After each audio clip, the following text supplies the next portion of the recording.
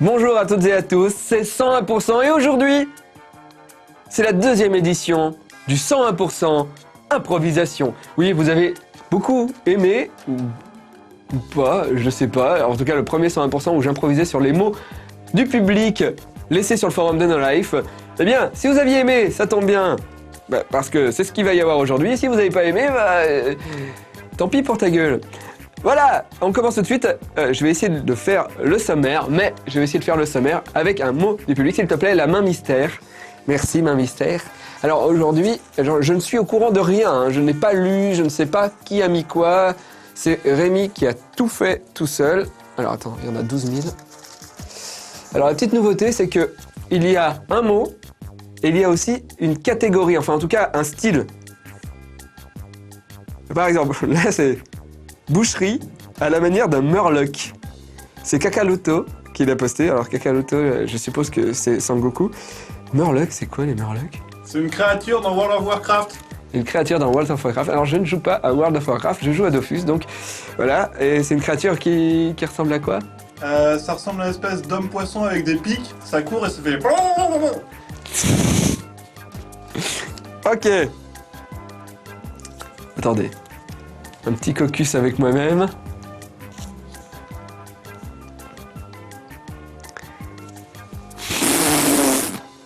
C'est ça aussi de laisser le public choisir, c'est ça? Alors je vais imiter un animal que je n'ai jamais vu. Aujourd'hui, dans 101%, nous allons voir la critique de World of Go, la minute de geek avec Julien Pirou et Toco Café. Mais on commence avec les news. Oh bah, je vais aller à la boucherie, j'ai un bras en trop.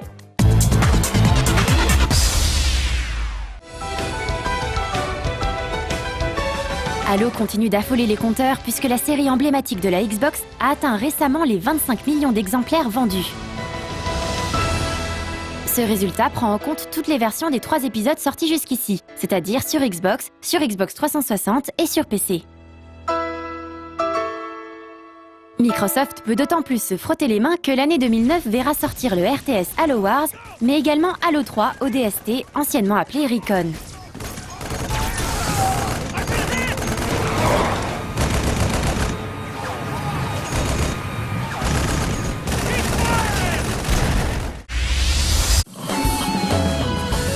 Disponible depuis le 25 décembre au Japon, Phantasy Star Zero sortira bien également en Europe. C'est Sega qui vient de confirmer l'information en indiquant par ailleurs que le jeu ne serait pas commercialisé avant l'hiver 2009. Il va falloir être patient. Comme d'habitude avec la série, le jeu proposera un aspect multijoueur poussé avec la possibilité de jouer jusqu'à 4 via le Wi-Fi. Mais cet épisode devrait surtout permettre aux joueurs de communiquer très facilement entre eux grâce à l'écran tactile de la DS. Il sera en effet possible de définir soi-même ses commandes de chat visuel que le joueur pourra ensuite utiliser à sa guise. Des sortes de bulles de texte apparaîtront alors au-dessus de chaque personnage. Par ailleurs, on annonce 14 types de personnages personnalisables et plus de 350 armes disponibles pour l'action RPG de Sega.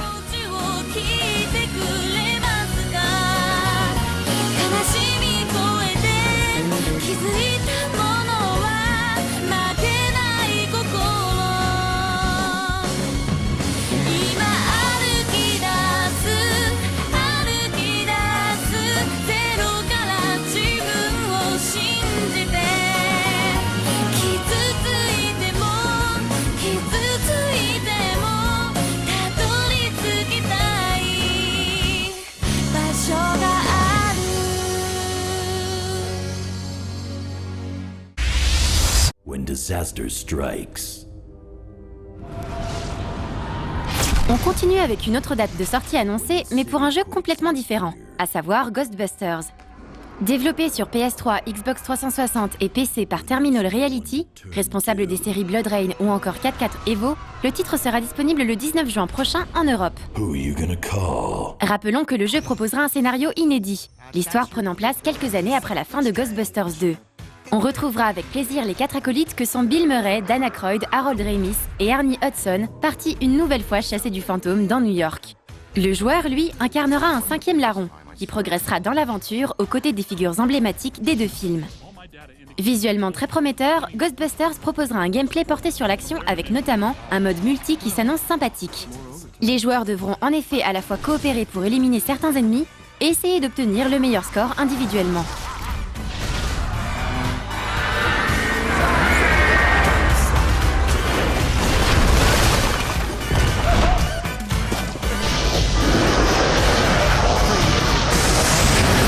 Ghostbusters, the video game. Just once. I wouldn't mind running with these other fools away from the track. Where's the fun in that?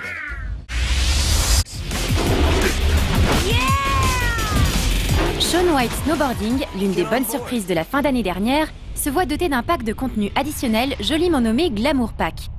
Celui-ci coûte environ 400 points Microsoft pour la version 360 ou environ 5 € sur le PSN et permet d'avoir accès à tout un tas d'objets inutiles et donc indispensables pour les fans du jeu. On pourra ainsi dévaler les pentes sur de nouvelles planches, s'habiller avec de nouvelles tenues inédites et acquérir tout un tas d'autres accessoires de diverses natures.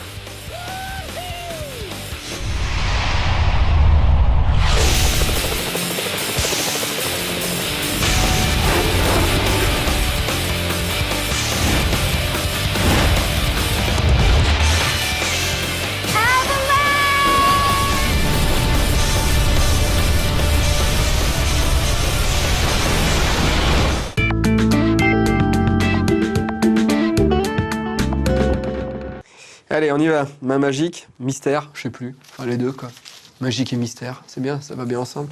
Alors, montgolfière, ça je connais, à la manière du gamer qui se trompe, tout le temps dans la minute du geek. Ah d'accord. J'ai pas lu toute la phrase, donc là je comprends mieux. Les autres. Donc, c'est quoi? Ah merde. On pourrait terminer là. Il n'y a personne à côté de moi pour me répondre. C'est quoi? C'est quoi? Non. C'est quoi? Non. C'est quoi? Non. Eh ben, les frères montgolfiers, c'est eux qui ont inventé la montgolfière à Annonay. Et tu sais quoi? Non. Eh ben, la première fois qu'ils ont inventé la montgolfière, ils l'ont fait en secret parce que les gars du château, ils voulaient pas qu'ils les fassent. Ah bon? Ouais. Et la montgolfière, ils l'ont fait partir, et personne n'était au courant. Et après, elle est tombée dans un champ chez les paysans. Oh, ouais. Et même que les paysans, ils ont cru que c'était le diable, et ils ont appelé le curé du village et toutes les forces de police, et ils attaquaient la montgolfière avec des fourches. C'est pas vrai. Si, si. C'est vrai en plus. On va regarder la critique de World of Goo. Non, si. C'est comme des montgolfières, mais plein de petites montgolfières qui se collent les unes aux autres, et après tu dois faire une pyramide de montgolfières pour pouvoir te faire aspirer par un tuyau. Ah ouais, ouais. C'est des boules qui aiment se faire aspirer.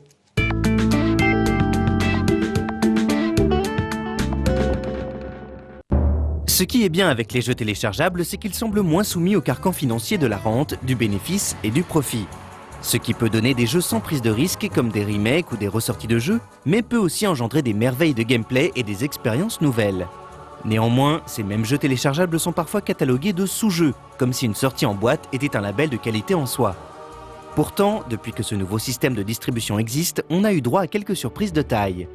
Et il faut bien avouer que pour ce type de production, le XBLA est plutôt gâté en jeux de qualité et en exclusivité. Castle Crashers et Braid par exemple ont été d'excellents ambassadeurs pour le jeu téléchargeable console. La Wii, plus timide, a aussi hérité de quelques titres d'exception pour se voir aujourd'hui doté d'un allié de poids. Il s'agit de World of Goo, et c'est encore un jeu indépendant qui nous étonne par son ambiance, son originalité, mais surtout par ses traits de génie.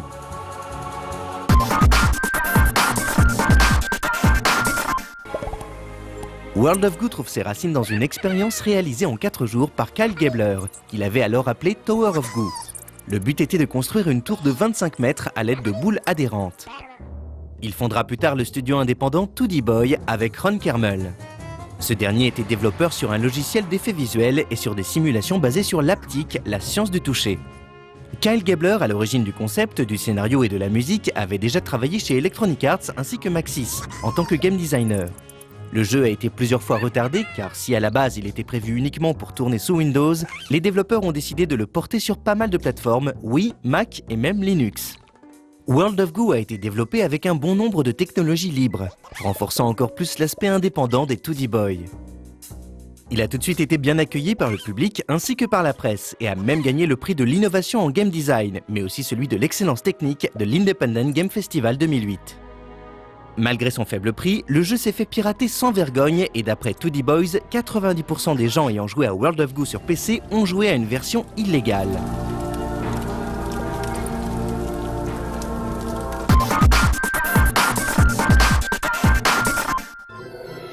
Le concept de World of Goo tient en un seul mot, construire.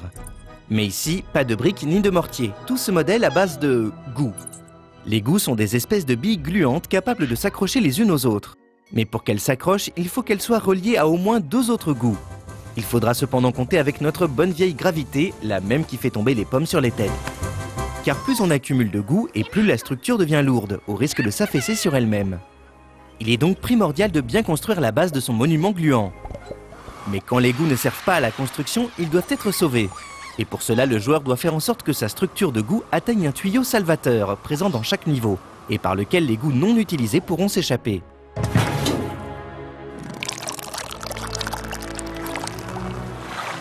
En fait, dès le début d'un tableau, le joueur dispose d'un nombre déterminé de goûts.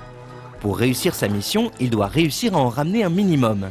Et bien entendu, plus on en sauve, plus on gagne de points. Il faut donc parvenir à associer sens du génie civil aux prédispositions du sauveteur secouriste. Il existe plusieurs types de goûts. Ceux de base, les verts, sont repositionnables. Mais attention, car un goût enlevé au mauvais endroit et c'est tout le château de cartes qui s'écroule. Les goûts baveux ne s'agglomèrent pas comme les autres. Ils ont irrémédiablement tendance à se diriger vers le bas. Ils ne peuvent se connecter qu'à un seul goût.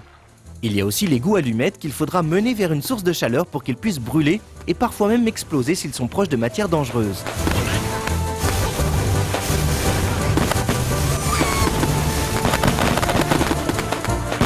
Il y a même des goûts géants qu'il faudra éclater pour en faire des tas de goûts normaux. Mais ce n'est pas tout, car il n'y a pas que les goûts pour aider le joueur à mener à bien sa quête. Il est possible d'accrocher des ballons d'hélium sur des structures pour les alléger ou les faire voler, pourquoi pas. Le vent peut aussi nous aider en dirigeant les goûts. Mais tous ces éléments conjugués rendent la structure fragile et sensible au moindre danger. Car bien sûr, dès qu'il y a du vent et des ballons, il y a des pics pour faire déchanter le joueur. Heureusement que les mouches blanches veillent au grain et permettent d'annuler le dernier coup effectué pour repartir de bon pied. Cependant, elles ne sont pas en nombre infini, et il faudra donc bien gérer son capital d'erreurs à rattraper. Les goûts en surplus ne servent pas qu'à scorer, ils entrent directement dans le mode sans fin, et c'est pour cela qu'il est important de ramener plus de goûts que demandé. Car ce mode sans fin est un jeu dans le jeu. Il se joue en ligne et en temps réel, et constitue à construire le plus grand monument dédié au goût avec son reliquat de bonus. Un nuage rend compte tout de suite de la hauteur de la construction et indique les records des joueurs du monde entier. La compétition est donc lancée, et c'est à celui qui ira le plus haut pour caresser les rayons du soleil, tel Icare avec ses ailes de plumes et de cire.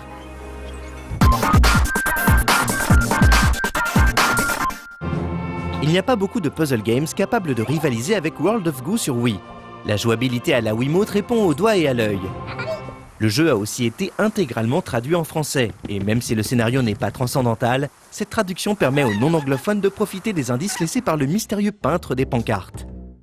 L'ambiance graphique particulière, sombre mais rigolote, affirme encore le caractère unique de ce jeu. On se croirait un peu dans les esquisses de la triste fin du Petit Enfant Huître, livre écrit et illustré par Tim Burton. World of Goo fait partie de ces jeux originaux qui nous rassurent quant à l'inventivité des game designers, trop souvent bridés par les gros éditeurs. Alors quand un jeu indépendant de cette qualité est accessible, il faut le supporter, histoire de ne pas être obligé de jouer jusqu'à la fin des temps à des FPS ou à des remakes de RPG 16 bits.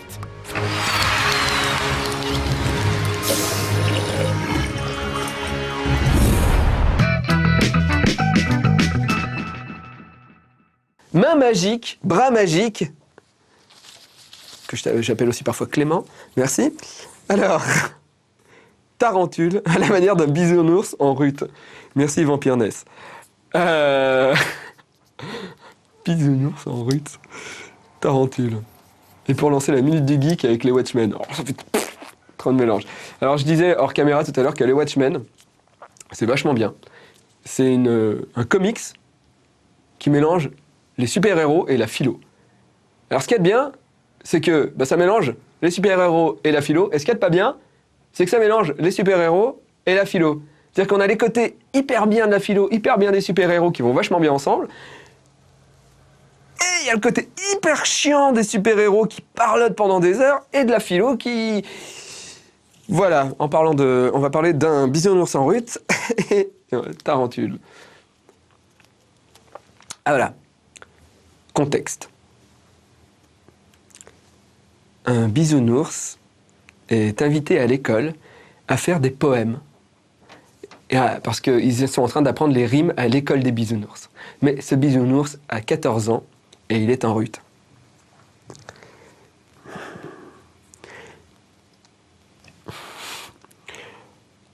Bonjour à tous les amis. Aujourd'hui, comme la maîtresse l'a demandé, je vais vous faire un poème en rime. Hier soir, j'ai vu une tarentule. J'ai sorti pour j'en...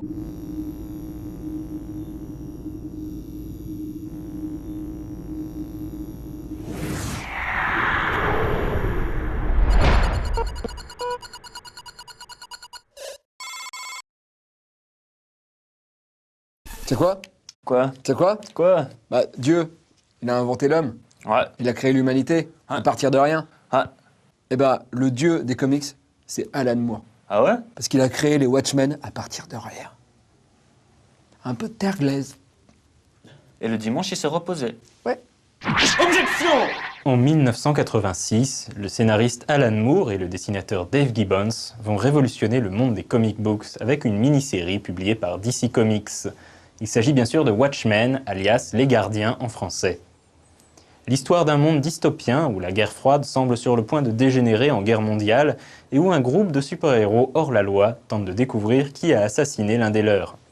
On ne s'étendra pas sur l'importance de cette publication, de la richesse de son intrigue et de son symbolisme. Pour ça, le mieux est encore de la lire. En revanche, ce que vous ne savez peut-être pas, c'est que les personnages de Watchmen sont basés sur des héros de comics qui existaient déjà. En effet, DC Comics avait racheté l'éditeur Charlton Comics, et donc se retrouvait avec une galerie de personnages à rentabiliser. Alan Moore avait donc proposé une histoire mettant en scène ces fameux personnages. Finalement, comme son scénario bouleversait pas mal ses héros, l'éditeur a préféré qu'il s'en inspire seulement et qu'il propose de nouveaux personnages basés sur les héros de Charlton Comics. Ainsi, le comédien est basé sur Peacemaker, un personnage créé par Joe Gill et Pat Boyett. Dr Manhattan est basé sur Captain Atom, créé par Joe Gill et Steve Ditko. Night Owl n'est pas basé sur Batman, comme on aurait pu le croire, vu que Batman n'est pas un personnage de Charlton Comics. Non, son inspiration était Blue Beetle, un personnage qui a connu bien des éditeurs, puisqu'avant d'être racheté par Charlton, il avait été créé dans le Fox Feature Syndicate. Ozymandias est quant à lui basé sur le personnage de Thunderbolt, dont Alan Moore était un grand fan. Rorschach est sans doute l'un des plus reconnaissables, puisqu'il est basé sur La Question, un personnage de Steve Ditko. Enfin, Silk Spectre est l'exception qui confirme la règle, car si elle évoque le personnage de Nightshade, des comics Charlton, Alan Moore a avoué s'être davantage inspiré de personnages d'ici comme Black Canary.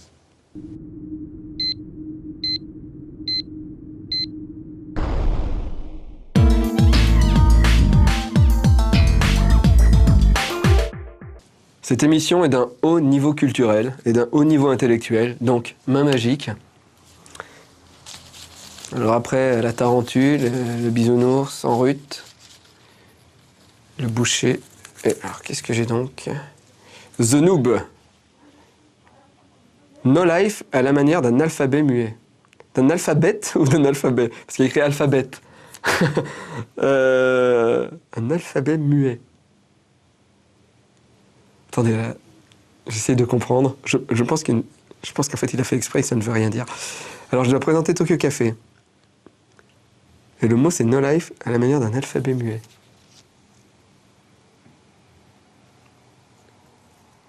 Je vais en tirer un autre. Je suis désolé, hein. C'était vraiment une bonne idée. Mais vu que je ne comprends pas, à la manière de Régis Robert. Non, pas Régis Robert. Je suis désolé, Noma, mais... Je fais autre chose que Régis Robert dans la vie, par exemple. Des fois, je fais des vies dans 101%. Parfois, je parle à ma mère. Triglycérides à la manière de Patrice Laffont, de Amiral Akbar. Alors, triglycérides. Bon, bonjour à tous, c'est Pyramide. Alors, tout de suite... On commence avec la candidate qui vient du Nord, Anne-Laurence. Oui, bonjour, je suis Anne-Laurence. Bonjour Anne-Laurence, allez-y, vous êtes avec Marie-Ange Nardi, allez-y. Alors Marie-Ange, je regarde le mot. Oh, 3 briques. Oh bah 3 briques, oui. Ah, vous avez la même voix que moi, oui. Eh oui, je sais faire les femmes qu'avec une seule voix. Alors, Marie-Ange, j'ai envie de dire... triglycérides Tokyo Café Gagné. Oh bah on regarde. Pépita, les cadeaux.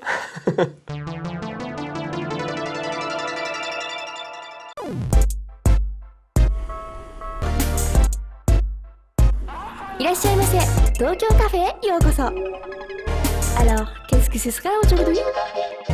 Salut tout le monde, c'est Suzuka。私はガンシップという幕張ニューオータニのホテルにあるレストランに来ています。これはね TGS の会場のすぐそばなんですけれども、なんと今夜はテクマさんのパーティーがあるというので、私遊びに行ってまいります。つまりデジャコモンセすごいです。じゃじゃじゃじゃじゃん、こんな感じですね。ボンソワー、ハローハロー。ねえ、なんか外人さん気さくですね。なんかね、ジャジーな感じで、テクモさんおっしゃる、あれ見てください、なんかトレーラー流れてますよ。ちょっとここでパーティーだけれども、どんなゲームが TGS の会場に出てたかチェックもできますね。あ、なんか私有台発見ですよ。飲み物並んでる場合じゃない、私。はい、私ね、こういう謎解き系アクション RPG 得意なんだけど、あんまり Wii で遊んだ経験が少ないからどうかな。おお、壊せますよ。あ、なんか来た。えいえい。あ、ちょっと教えてもらっちゃおうかな。うん、はい。この Wii リモートを使ったアクションにこうすごくマッチするんじゃないかっていうところから、Wii でもこのゲームを出したらどうかっていう開発のコンセプトが始まりまして、で大きく変えたのはキャラクターのデザインをこうやっぱりこう今風にちょっとこうかっこよくして、あとグラフィックとかサウンドをこうブラッシュアップして、でおまけに今この私がプレイしてる、グラディエーターモードっていうのを、つけて、とにかく戦い続けるという。これですね。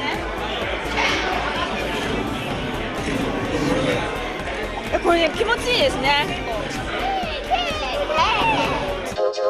テクモさんのパーティーなので、もちろんテクモさんのゲームクリエイターもいらっしゃいます。さあ、はい、自己紹介お願いします。柴田誠です。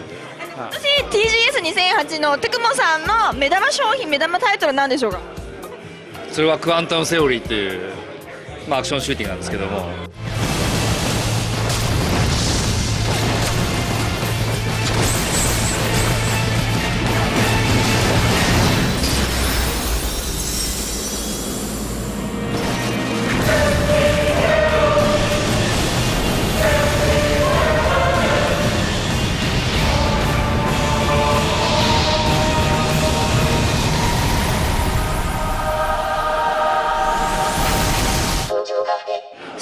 ステージが賑やかになってまいりました。何が起きるのかちょっと見てみましょうかね。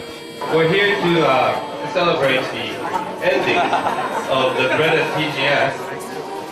Except for those of you who are crazy enough to go back tomorrow again. This is Hasegawa.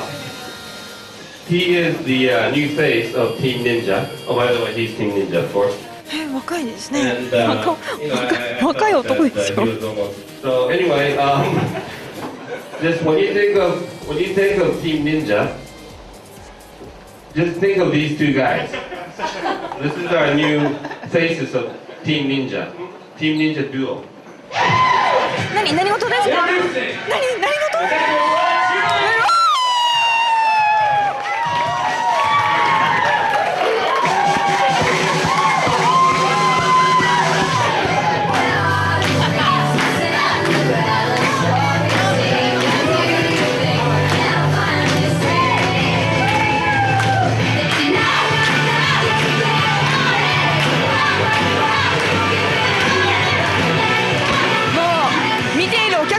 みんな大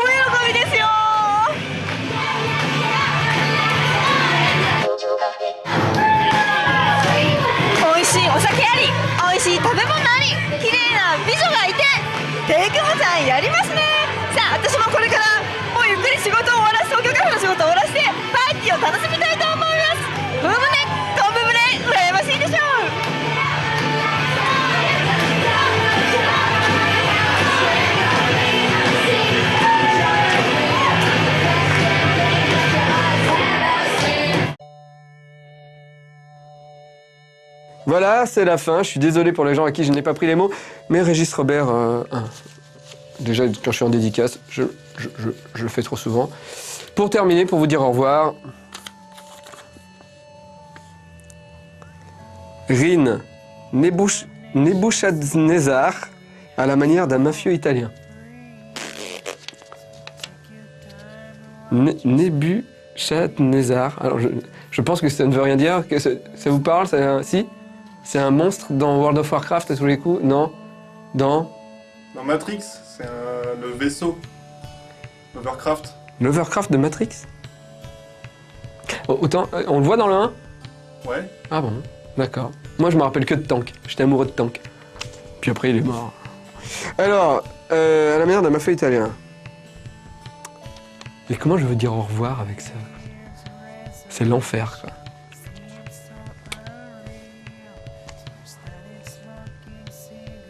Ah.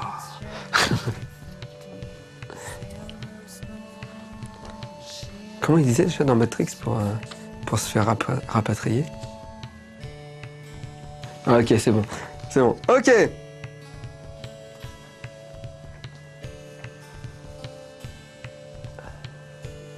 Petit, tu as choisi la pilule rouge.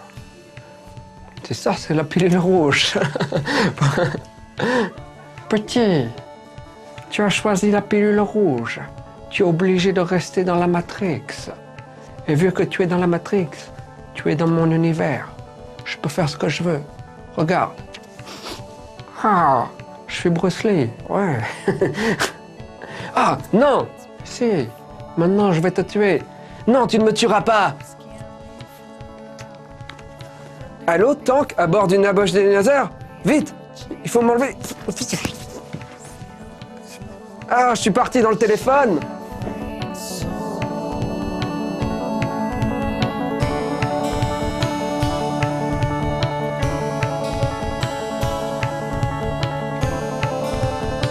Ouais, oui, excusez-moi, j'ai changé de t-shirt, c'est parce qu'il m'a fallu 3 jours pour comprendre. The Noob.